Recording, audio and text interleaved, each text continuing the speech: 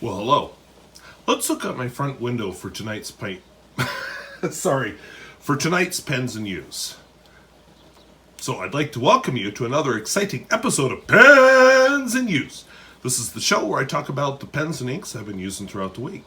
So let's dive into it.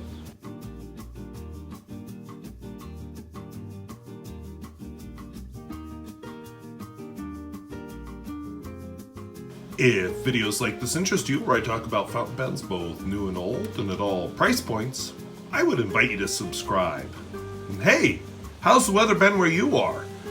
I've heard from friends on the East Coast about a plethora of rain. Here we were having a drought. We're actually still in a drought, but things have greened up. As you can see, my weeds have gotten ahead of even the lawn, but everything is greening up here. So how is it where you live? Let us know down in the comments. So let's take a look at the pens. All right, so these are the fountain pens anyway, that I've been using this week.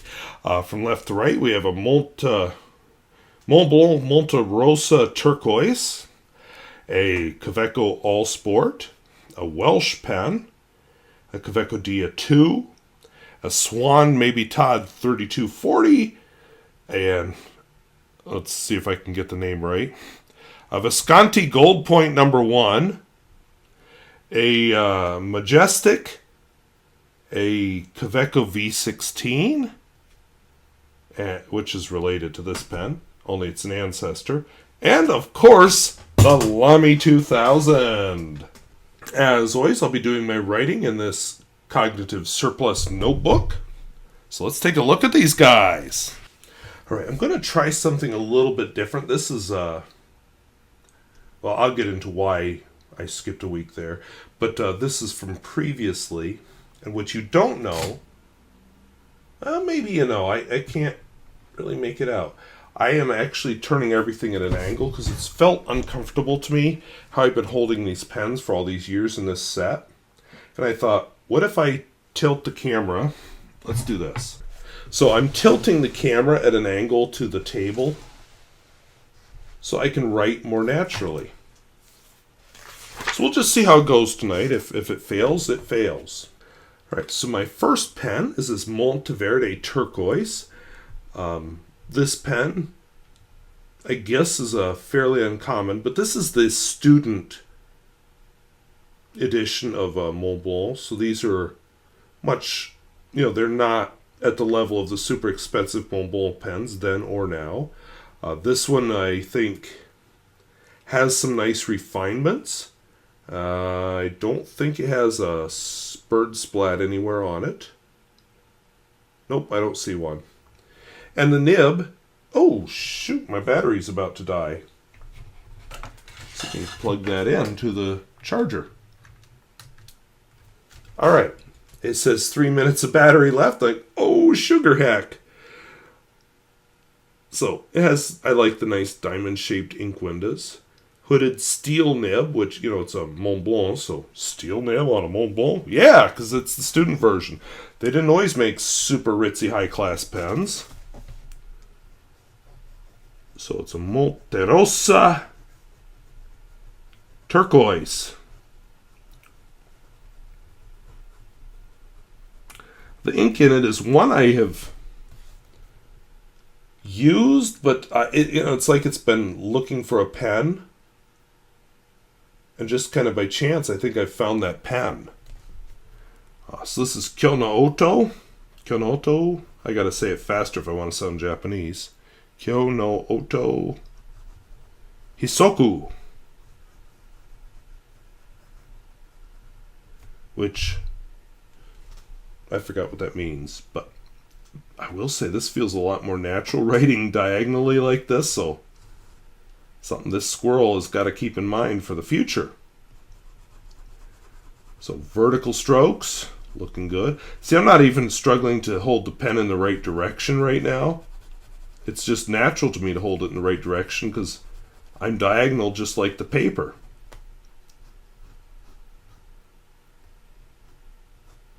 So why is it taking me so long to figure this out for video? I don't know. But there you go. Pretty nice looking ink.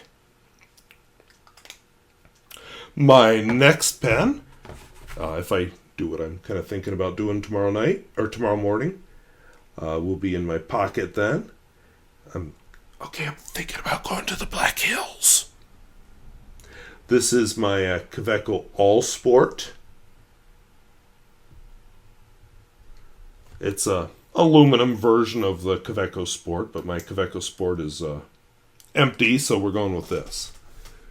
So Kaweco All Sport. I kind of enjoy this pen. I usually don't like metal pens, but this is one I do like.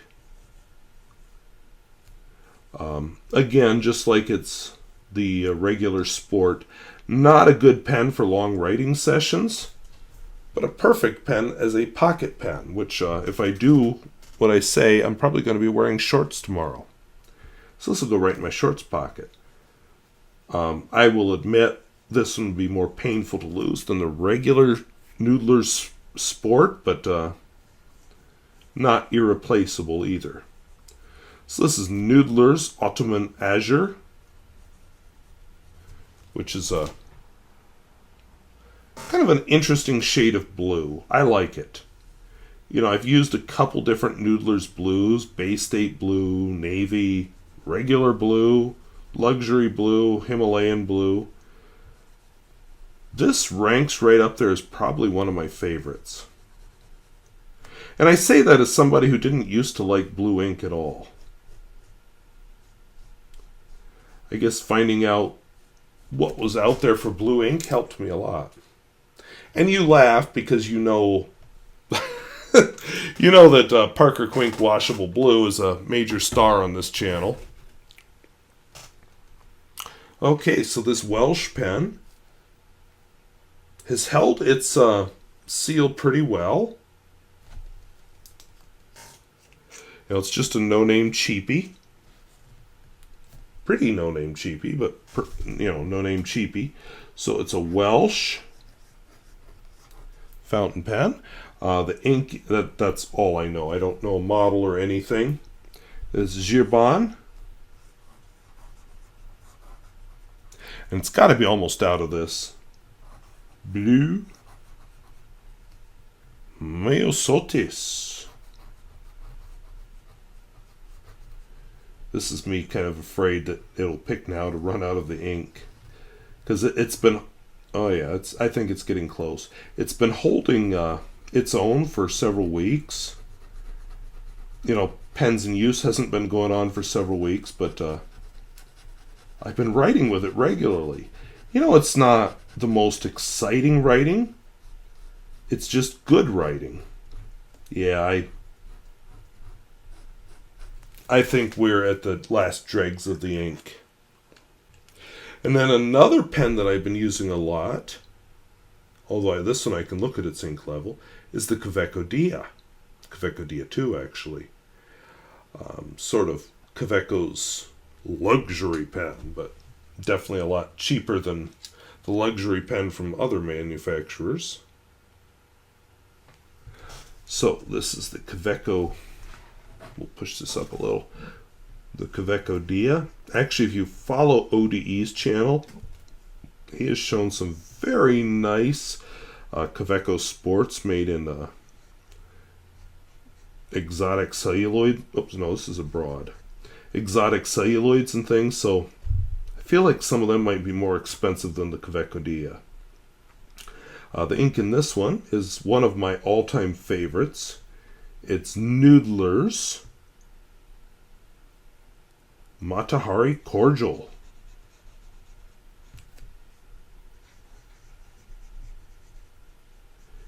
I've always found the First World War fascinating, so this ink was kind of a natural for me.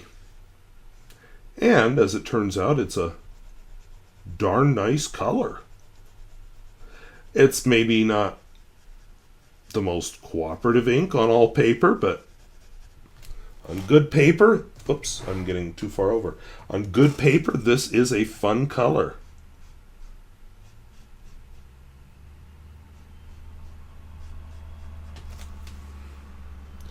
And apparently the nib is a little stubby. I'd forgotten about that. No, I didn't forget about that. I knew that. I don't know. It's late. Okay,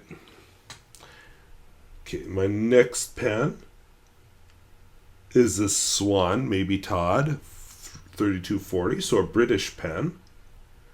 A lot of vintage this week, but that's okay, because vintage is kind of my jam. So this is a Swan. Oh yeah. Mabie Todd.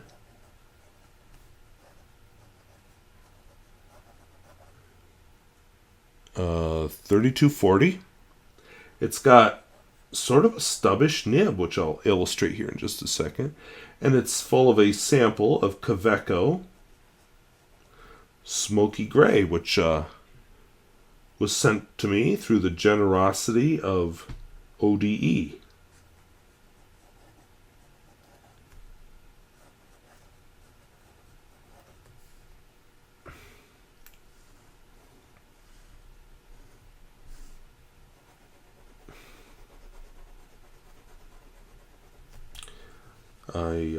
I kind of like it. It's a little bit darker gray. Seems to, as I've been using it, seems to be fairly well behaved on different paper. And this pen puts down a pretty wet line, so on the whole, I'm pretty happy with it.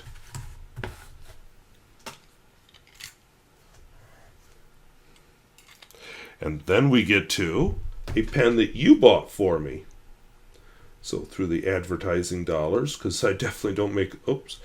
So it doesn't line up the best with its facets, except one spot when it's screwed together. And that isn't it.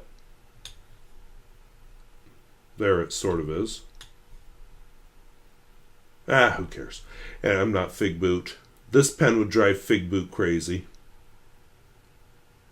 But it's so pretty. So yeah, the advertising dollars I get from this channel is what paid for this pen, because I definitely no way I could justify this pen on what I make as a teacher. So this is the Visconti.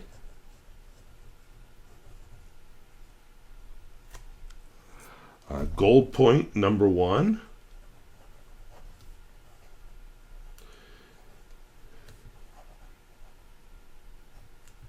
Has a medium nib on it. Number. And the ink in it is Kyo-no-oto. And this is one of those that I think definitely would sound better if it was said quickly. But this is basically cherry blossoms with a cloudy day. Sakuranezumi.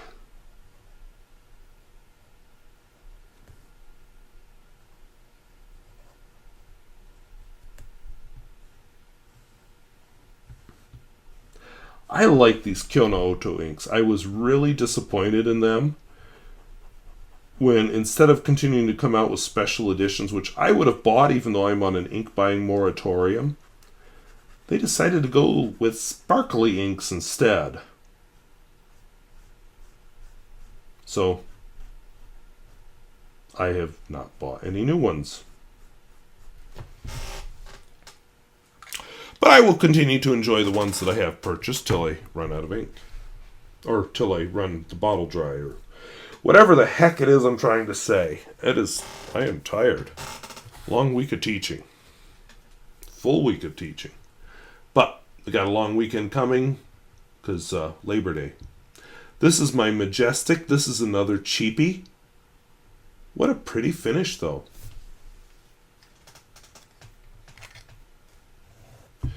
So, Majestic.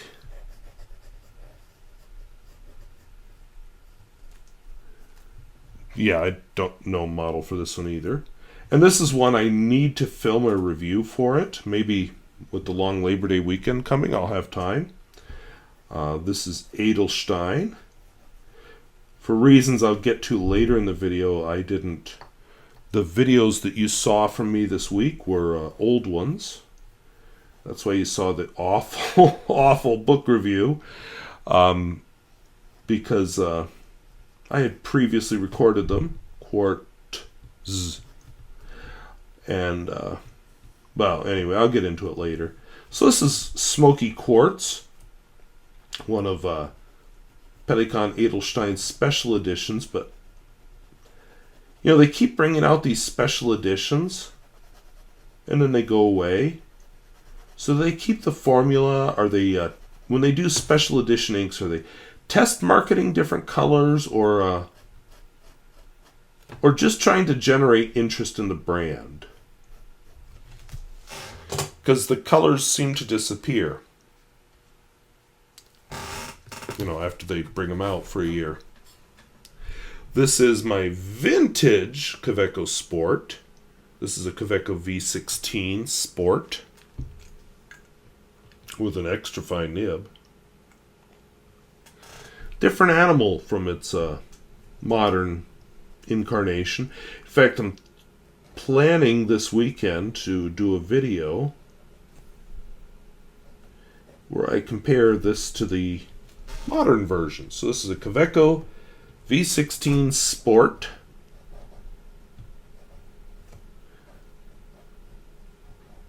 I won't say this is my favorite if I do long writing sessions, but for whatever reason, I find this one a little more comfortable from the modern Sport for long writing sessions.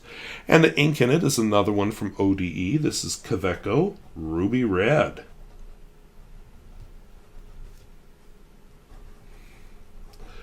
I used to kind of like the restaurant Ruby Tuesday, which I don't know if there's any connection at all. I mean, it's a chain, it's corporate and all that, but they had a nice salad bar. I could happily just do the meal off the salad bar. The food they made was, corporate and same as every other chain, but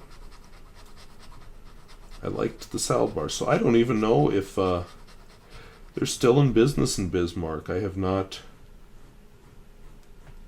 I've been to Bismarck since the pandemic, but I have not...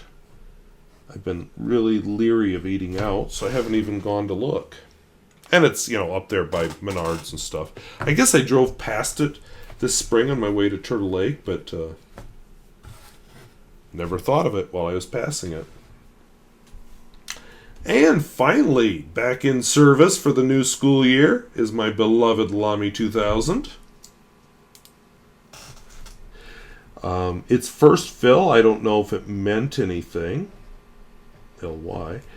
I was having a lot of trouble with ink would just ooze over the nib and get in the cap and stuff. It's now on its second fill. All those problems have gone away, so I don't know if that's a first fill problem or what the heck it is. So, and maybe it does that every year and I just don't remember. I don't know. So Pelikan 4001, Brilliant Black. And I do find this one a very comfortable and attractive pen to hold. It just kind of disappears in my hand when I'm writing. I have a few pens like that. Several of my vintage ones. The Aurora 88 would be one. I'm trying to think. A couple of my vintage Kawecos. There's a couple of my vintage Pencalas like that. As far as modern, the modern Aurora 88 does not disappear in my hand. The Pilot Custom 823 does. Actually, the Parker Duofold does too. That might be a topic worth revisiting, especially so I really haven't bought that many pens. Let's get some more diverse topics going on for these videos. I don't know, we'll see. So those are the pens and inks I've been using this week. Kind of fun. One or two future reviews also coming that I was using this week, which I wrote dry, so I've got some fun pens coming. You don't see them on Pens in Use until I've published a video on them. So I'll just say this. I disappeared from Pens in Use there. 1 week it was just, oh, wait, what? Yeah, and by Sunday I just okay, yeah, not getting this done. But I didn't plan on disappearing this past week. And I don't mean last night, I mean last week. But that whole first week of school thing, I had good intentions of filming pens in use early, but then I thought, no, I got to talk about my week at school. And yeah, my first week at school, my voice was pretty bad by Friday. It didn't heal by Saturday. It didn't heal by Sunday. And I'm sorry, but I make more money using my voice to teach than I do to talk about fountain pens. So teaching won. So I rested my voice all weekend and gargled a lot and sounded semi-decent by Monday. And you're just lucky you got any videos at all last week. Thank you. I am so glad wherever it was I heard about batch recording where you pre-record a bunch of videos. That's what I did. And so those had all been recorded several weeks previous to the start of school. So, and I'd been meaning to refilm the Endymion review. You know, I still have the book laying here because I was going to refilm it, at least the beginning part, because that was horrible. But yeah, I just like, well, we're going to go with it. So that's what you got last week. But my voice is back. So I started this video. I recorded out this window, enjoying the rain last night. And then I continued around the house. I recorded out different windows, just enjoying the rain falling.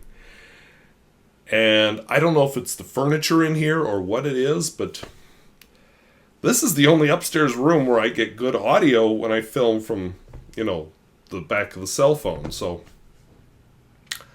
note for future reference, I echo on the back porch and in the bathroom, and in the kitchen, you've got this horrible refrigerator noise going, which I don't hear it that loud when I'm in the kitchen, but apparently it's something about this microphone. It's like, yeah, baby. Okay, the bedroom footage was okay, but the commentary was just, I could tell it's like the last thing I filmed, so I was getting tired. So, about that first week, and I will explain why this is appearing so late this week, but happy reasons, not sad reasons. So, as far as the first week of school goes, yeah, I'm back. This year I'm teaching 2 sections of freshman physical science, 1 section of chemistry, 1 section of computer science, 1 section of STEM for high school, 1 section of junior high STEM. Am I up to 6 classes yet? Hope so. So I have 5 different preps, 6 classes. And, you know, it's a lot. But I started my career with 6 different preps in a little town called Westhope. And then I continued that in Turtle Lake with 6 different preps. So, 5? It's like a weight getting lifted off my shoulders, man.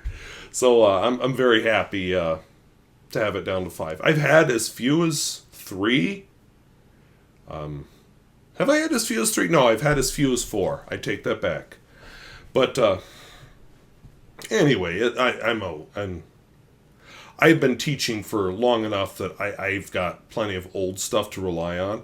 I remember those nights when I first started teaching, and you know, those first few years especially, where I'm up till forever working on lessons for the next day and trying to just barely stay ahead of the kids. And I don't do that anymore. I go to bed much more decent hour, and I have more diverse hobbies. Like this whole, I was using fountain pens back then, but I definitely, if YouTube had been a thing back then, I wouldn't have been doing a YouTube channel because I just didn't have time.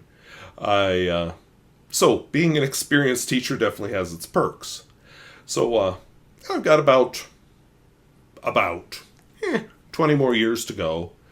I actually could retire in 12 years, but you know, I won't maximize my state retirement. And you know what, 57? I better have something else lined up, because I can't imagine saying, yep, that's it for working squirrel. Actually, at 65, I can't imagine saying that either. But I can see myself taking a different job at 65. Or 57, I mean, if it pays better. Hey, you guys, if enough of you subscribe to this channel, maybe I can make my living reviewing pens and talking about pens. A little less dependable than teaching, I suppose, but, you know, I know there are YouTubers that make their living off of YouTube, just probably not on fountain pen channels. Yeah, and I don't do some of the other things that you have to do if you want to make a living off of YouTube, like Patreon and... Is it Patreon? The one where people give you money. Anyway, I have always been uncomfortable asking people for money, so I don't. But the advertising doesn't bother me. So anyway, moving on. I'm being political tonight. There's the rest of it. The art on Cthulhu isn't the best. It's kind of hard to make out what he is, but... Yeah, Cthulhu for president? Why choose the lesser evil?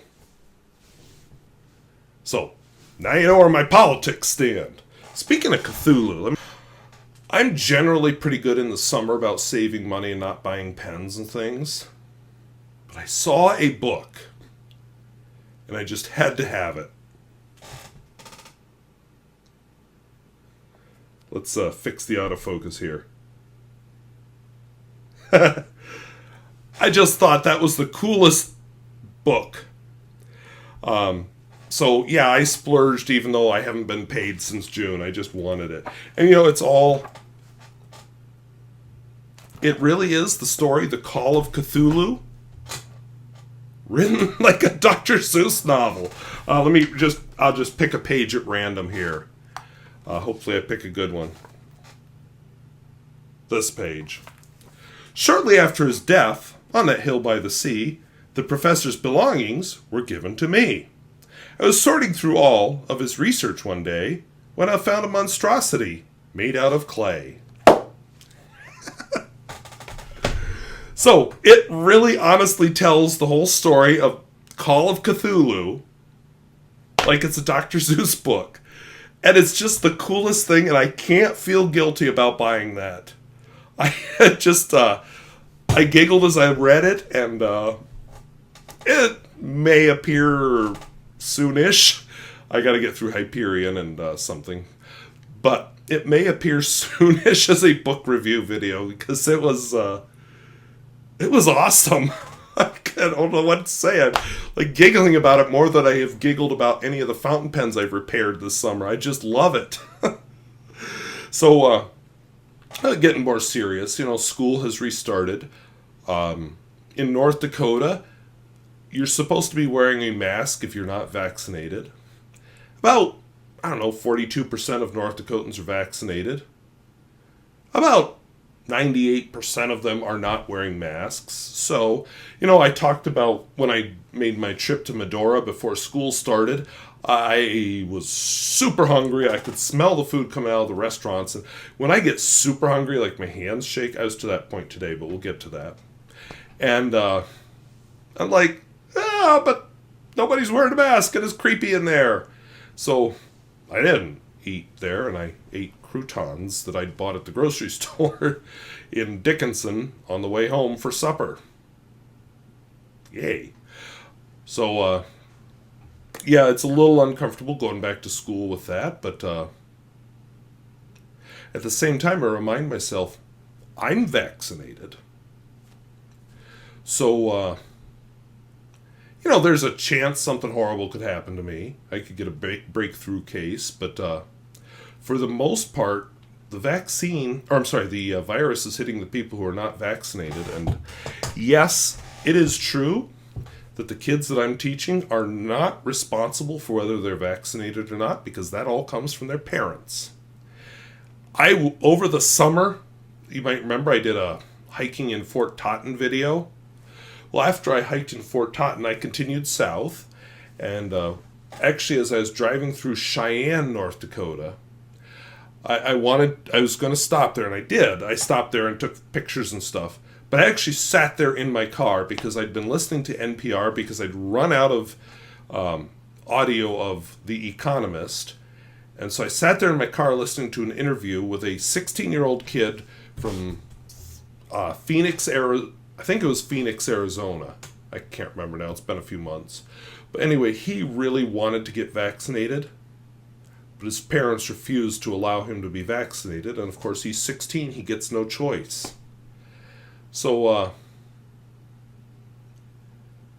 kind of sad there because, yes, teenagers can be impulsive and irrational at times, but they're also capable of adult decision making. So where do you draw the line there? Where do you say, the kid should have some say here, and nope, it's a kid, no say. They're property of their parents or whatever. And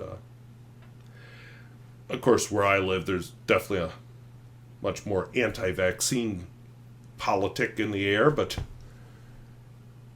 then I look at some other places or states and I realize that, okay, my county might be bad. I think we're a little bit below the state average. I think we're right around 40% vaccination. And then I look at some of these other places and I'm like, okay, could be a lot worse.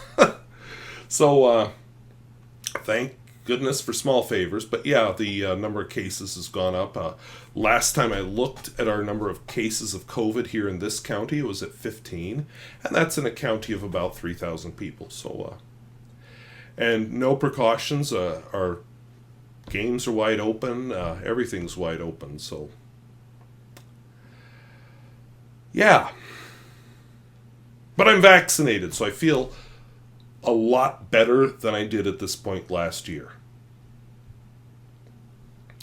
So let's leave that topic aside because I'll just get depressed and I'll start voting for Cthulhu and shouting his praises and maybe doing some human sacrifice or something.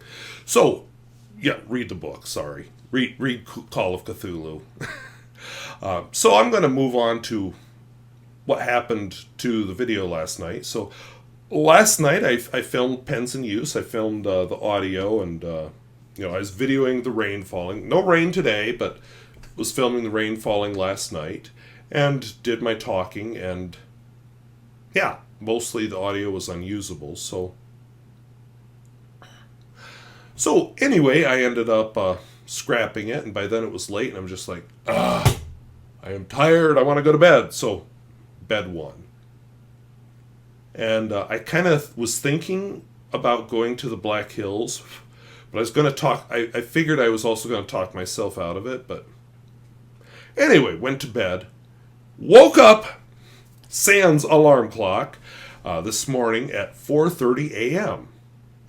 And I'm laying in bed and thinking, maybe I'll fall back to sleep, or I go to the Black Hills. So my bucket list this summer, there's one thing on it for the summer, not life, just for the summer, that I haven't done yet, which was to hike to Devil's Bathtub in Spearfish Canyon. And I'd been talking like, I'm going to do that this weekend. I even had somebody, she was thinking about taking her kids to it and her husband and hiking up there. And she said, hey, we should meet up. But I'm like, yeah, we'll do that. And thinking that the oldest kid she has is 7 and no, don't want to touch that with a 7-foot pole. So anyway, I thought 4:30. Let's do this thing. So I drove down to South Dakota. And I got there later than planned. I mean, it took me a while to get going because I had stuff I had to just do here before I could leave. But I got to the parking lot about 8. And there was one other vehicle there. I could not find the trailhead for the life of me. It took me a good 15 minutes wandering around to finally, well, here's a trail. So I followed the trail. It just kind of went along the Spearfish River. And then it emerged in this area. It was a private driveway. And it had a whole bunch of no parking signs and private property signs and you will be towed signs. And I thought, oh shit, I gotta back out of this place. But you know what? As I was about to back out of that place, I happened to see it. A little tiny sign that said Devil's Bathtub. So yeah, it turns out that Devil's Bathtub, the trail actually crosses some private land and there's just an agreement with the landowners to allow access. But, I wanted to verify it on this puppy. But no signal in Spearfish Canyon at all, so I'm just like, till I saw that sign. And then I went for it. There are a number of unofficial trails on the way to Devil's Bathtub, and I definitely got on one of them once, and I was feeling really stupid until I finally decided to turn around, and there's this couple walking two dogs behind me. I'm like, oh, thank God, I'm not the only one stupid enough to get off the path. But in fairness, it's not marked, and it looked like a path. And it's probably one of those unofficial paths. So, anyway, you end up crossing this little creek over and over, just on rocks. And if the water was higher, like if we weren't in a drought, I'd probably be wading. And I was advised to take shoes. I didn't care if they got wet, so that's what I did. And it's quite an interesting trip to get in there. I don't know if I will be doing this hike in 20 years, but I've lived here 15 years and I've never done it, so I'm glad I did it. And yeah, Devil's Bathtub is very cool and totally worth it. And that was how I spent my morning instead of filming Pens in Use, this talking part of the video. And then I got done with that, and I kind of needed to pick up some stuff, especially for school in Rapid City. And I was going to just continue up Spearfish Canyon, get to Lead, and then when I get to Deadwood, you go south a little bit, and then you can get on a road to Rapid City, and that's what I was going to do. But I got to that road, and I'm like, oh, it's only noon. So I continued south through Hill City. I think that's the next town you pass. Hill City. And, at Hill City, I'm like, oh, do I take the nifty road and maybe meet up with the steam engine that runs from Hill City to Keystone a few times and get some pictures? Maybe I go up and go past Mount Rushmore. I don't really want to give my money to Mount Rushmore, so I didn't, when I finish that Great Sioux War project, which is taking longer than I planned, maybe I'll have to go into Mount Rushmore one more time to take pictures. But anyway, I didn't do either of those things. I continued just a weensy bit further on and decided to go Needles Highway the opposite direction I did it a number of years ago. And it was beautiful. And it's kind of interesting when you go this direction from the Hill City side. Every time you go through a tunnel, especially on the Iron Mountain Highway, you end up seeing Mount Rushmore framed in the opening of the tunnel. So that Governor Norbeck, way back before South Dakota started electing people like their current governor, was quite an engineer and quite thoughtful in his placement of tunnels and things. And of course, pigtails are just cool. So I really enjoyed that. I got out a couple of times to take pictures, but it was full of people, so I didn't pull off maybe as often as I would have liked to. But I'd got my good hike in the morning. And then I did get to Rapid City. Again, I'm trying to save money till I get paid again late in September. I may have blown about $100 in the bookstore in Rapid City. Hate to admit it. And speaking of Rapid City, Mr. Gustafson, here's your proof. I can drive in cities. I just don't like to. I'm not comfortable doing it, but I can do it. Okay, maybe Rapid City isn't quite a Minneapolis, but still, it's not quite a where I live either, so. So anyway, I went to the bookstore. I went to Office Max because I needed certain supplies for my classroom for the kids, because things I had ordered just hadn't come in. And we're 2 weeks into school. I'm like, damn it, I wanted to give this to all the kids on the first day of school, and now I can't. So, hey kids, you get it 2 weeks late.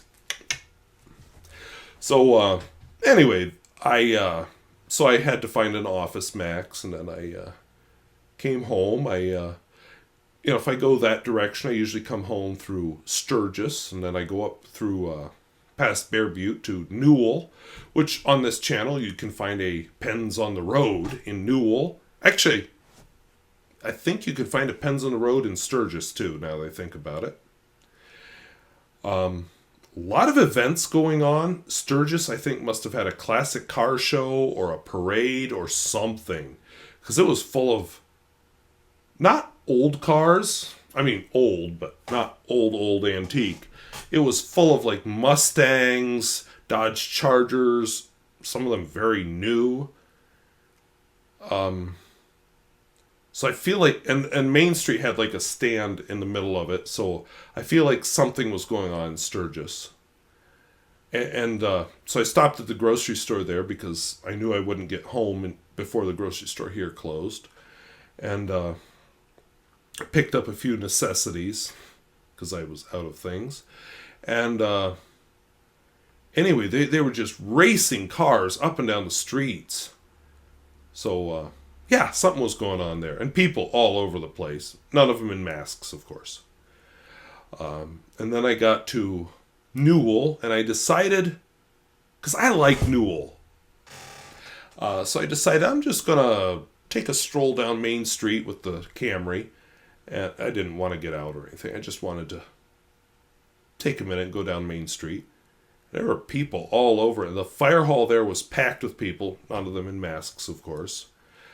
So they must have been doing some kind of event there, too. And when I think back, I remember years ago, I was in Newell about this time of year. I don't know if it was exactly, but close to this. And they were setting up for a street dance in Newell. So I wonder if maybe, I don't know, but maybe Labor Day is like their annual street dance thing. Don't know. In a non-COVID year, I think I would have been tempted to stop and have supper. Join in with the community and in the fire hall, meet some people from Newell, learn some cool things. I actually really enjoy doing that. But not this year. Not with the Delta variant going crazy, even in the Dakotas, so I didn't. I just came home. I saw that Buffalo, South Dakota is going to do a classic car show on Main Street on Monday during Labor Day. And again, first thought to my mind was, oh, Pens on the Road in Buffalo, South Dakota. But then I thought, lots of people. Actually, I don't know how many are going to come to Buffalo, South Dakota for car show, but at the same time, it's just like, ugh. So, I'm going to give that one a miss, too. And I really look forward to life getting back to normal someday. So, take the damn vaccine. So, anyway, that's what I've been up to. My voice, as you can tell, seems to have adapted to the lots and lots of talking I have to do for my job. So, if videos like this interest you, where I talk about fountain pens both new and old and at all price points, I would invite you to subscribe. And hey, have you crossed everything off of your bucket list for this summer? I actually did as of today. Yes, it's Saturday, and I should have had this up yesterday, but whatever. I crossed a big thing off my bucket list. And it's not very often I end summer thinking that, but I did it. I flippin' did it. So, have you crossed everything off of your summer bucket list? What was the most exciting thing on your bucket list? Let us know down in the comments. And since I started that, I will just say, probably the most exciting thing on my bucket list, honestly, wasn't even on my bucket list, because I wanted to do Pembina Gorge again. but is getting to that Icelandic state park. That's a place I want to visit again. So, I want to thank you for watching. We'll talk to you later. Bye.